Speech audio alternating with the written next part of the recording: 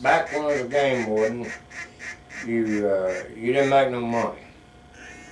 I went to work for them in the 50s for $150 a month and had to furnish my own vehicle. They gave me $25 a month depreciation, $60 a month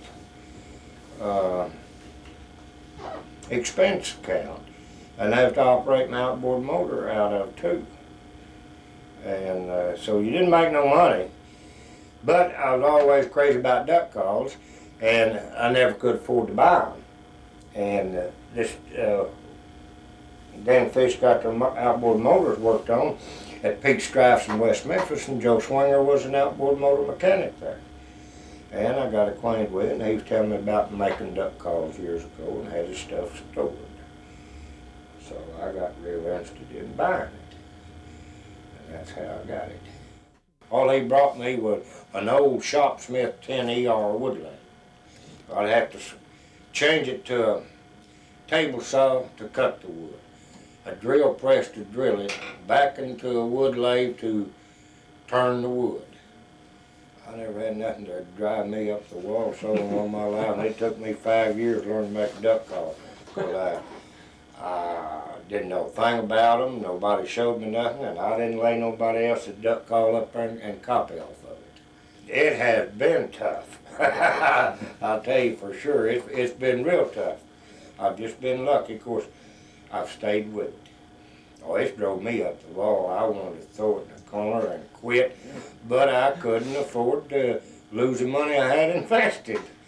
So I had to stay with it, and I did.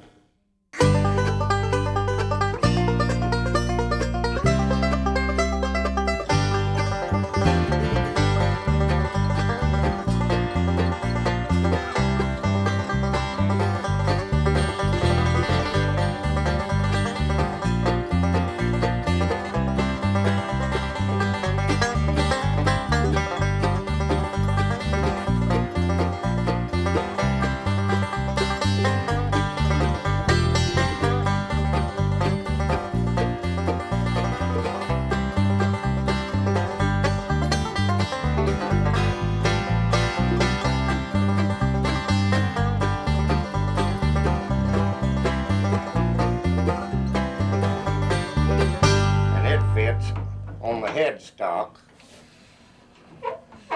and it tightens up.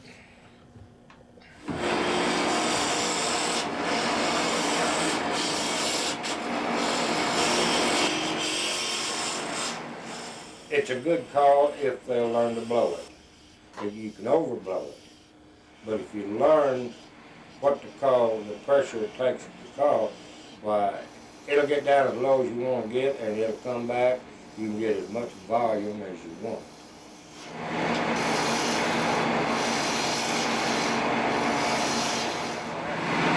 Put it off and size it for a band, and then put it back in there.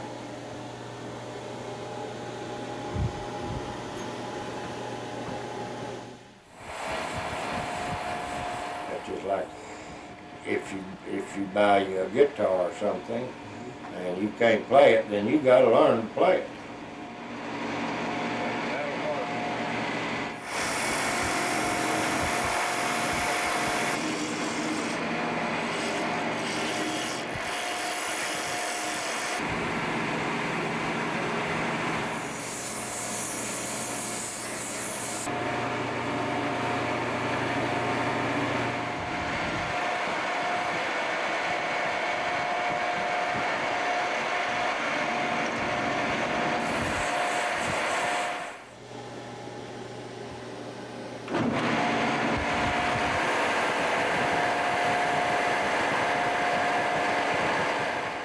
This is the Delta Mallard single reed.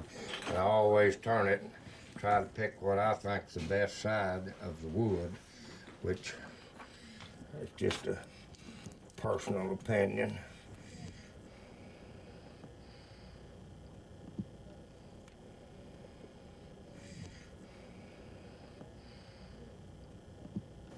Basically, there's just a little more to making a duck call than a lot of people think.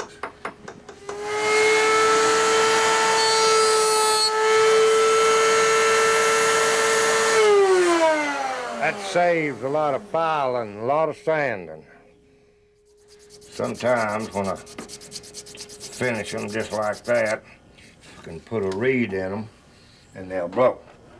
I mean, blow good. This is a 22 caliber pistol bore brush. And it just fits that perfect to clean that out with when you make one. Hadn't been for the hunters, I wouldn't have what I got today. If it hadn't been for them, I wouldn't have the call. Because I could have made 5 or 6 and that'd been all I could have used or wanted. That's the truth. Didn't have to do too much to that one. It's good.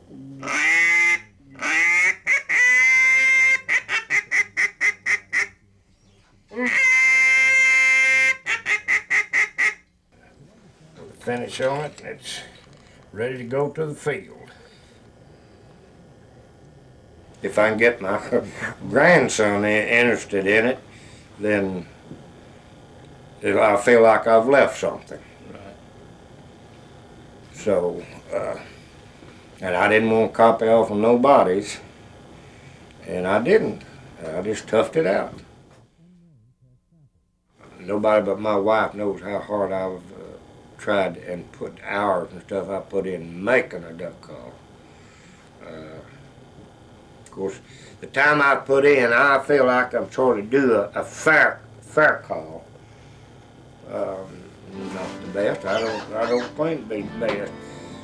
Just a good fair call.